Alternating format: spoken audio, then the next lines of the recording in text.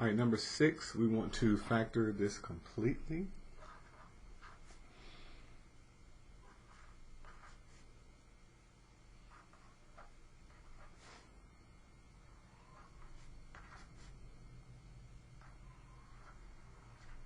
All right, so when we're looking to factor, we look at the numbers or the coefficients and see what is the largest number that will divide both of them.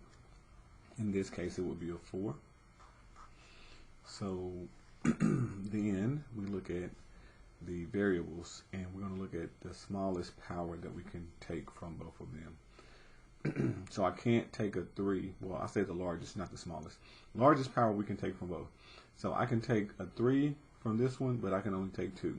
So I can take 2 from that one if I can take 3. So 2 is what we're going to factor out. So it's going to be a 4. And I wrote that down prematurely. So we're going to factor out a 4 and a p squared. So what happens is divide 28 by 4, and that leaves us with 7.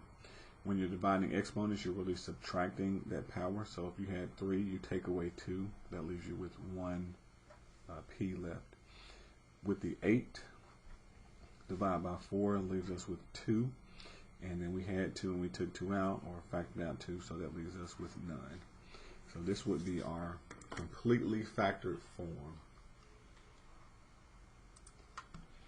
We have a 4p squared on the outside, and then open parentheses, and we would have 7p plus 2.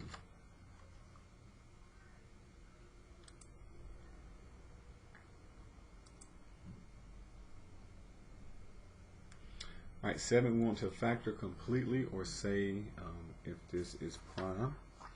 All right, so now that we have a trinomial, we're going to talk about how to factor a trinomial. A couple different methods. So I will show you factor by grouping.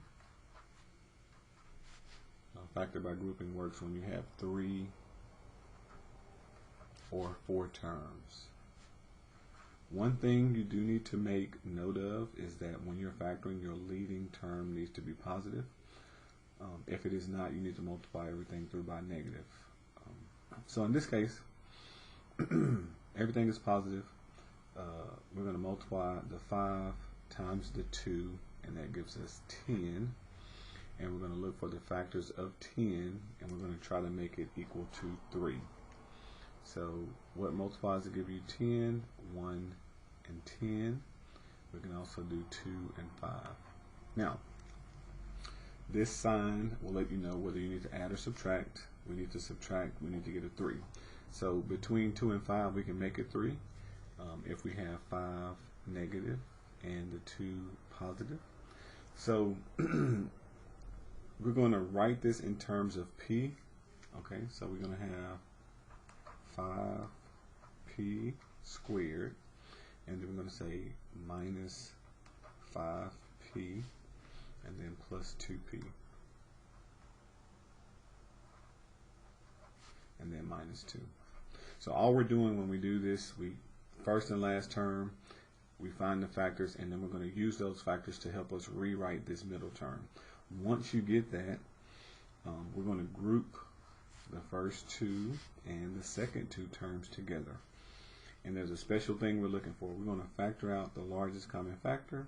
So both are have a 5, and I can take a p from both. So I will factor out a 5p, and that will leave me with 1p, and I took the whole thing, so it'll be a minus 1.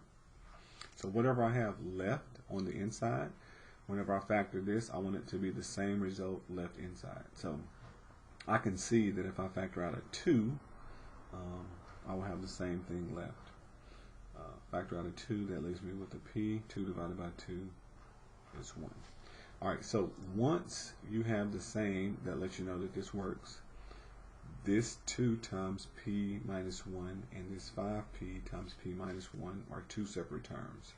They both have p minus 1 in common, so we're going to factor out the p minus 1. And then The remaining terms, 5p and 2, we put those together using the appropriate sign. So both of these are positive, so it'll be a positive 5p and then plus 2. Okay, so this works if you have 4 terms. If you start out with 4 terms, or if you have 3, you can do factor by grouping.